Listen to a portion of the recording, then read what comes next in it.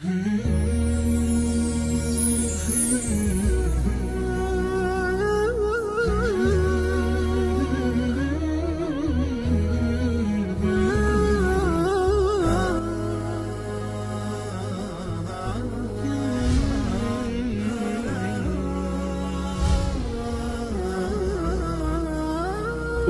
TV, cahaya umat dan bangsa.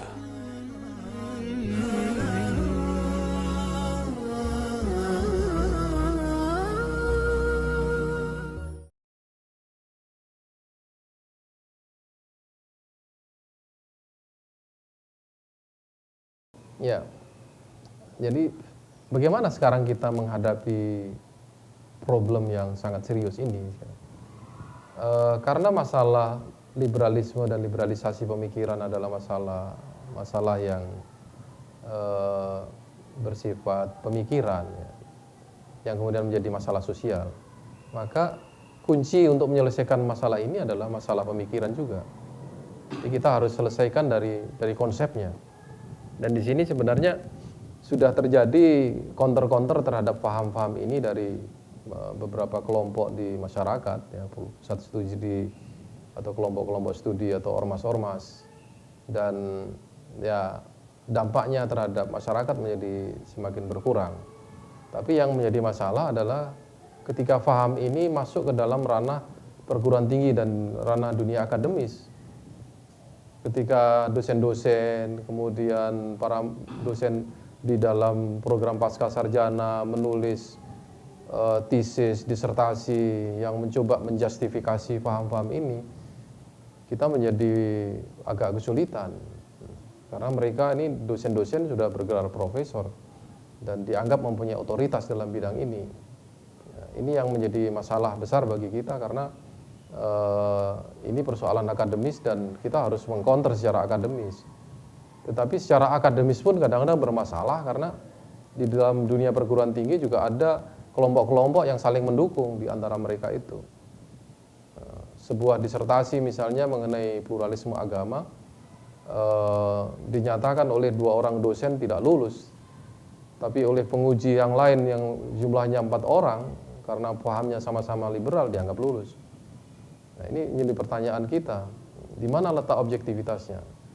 Di sebuah perguruan tinggi Islam ada sebuah tesis yang berjudul menyoal otentisitas wahyu Tuhan. Nah, ini sudah jelas-jelas mengingkari orisinalitas wahyu dan itu dianggap lulus. Nah, yang seperti ini kita sulit untuk menghadapi. Apapun wacana yang ada di perguruan tinggi, ya, yang sifatnya yang dianggap objektif, itu hakikatnya juga bisa dianggap tidak objektif. Sebab kata-kata objektif itu sendiri harus kita pertanyakan, objek yang mana yang dia katakan sesuai dengan apa yang dipikirkan itu. Jadi objektivitas sebuah ilmu pengetahuan ini sebenarnya tidak bisa lepas dari subjektivitas yang memikirkannya. Tidak ada dalam Islam itu dikotomi subjektif dan objektif. Sebab sebuah objek harus dipahami oleh subjek. Jadi persoalannya, subjek yang seperti apa yang memahami objek itu? Kalau sejarah Islam itu difahami secara berdarah-darah oleh subjek yang liberal, Islam berwajah darah.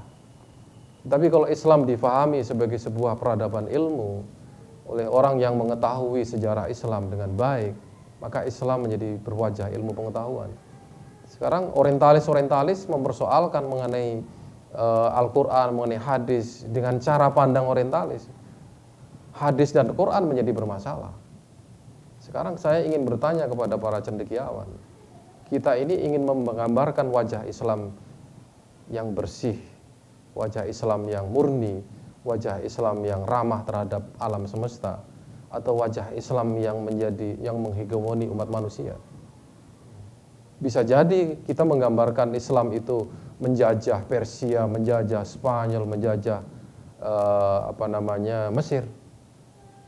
Tetapi dari sisi lain, kita juga bisa mengatakan bahwa Islam itu menyelamatkan orang Persia, menyelamatkan orang Mesir, menyelamatkan orang Spanyol, bahkan menyelamatkan orang-orang Indonesia yang dulu tersesat menjadi pemeluk agama dinamisme dan animisme. Di situ cara berpikir para cendekiawan kita yang beraliran liberal dipertanyakan.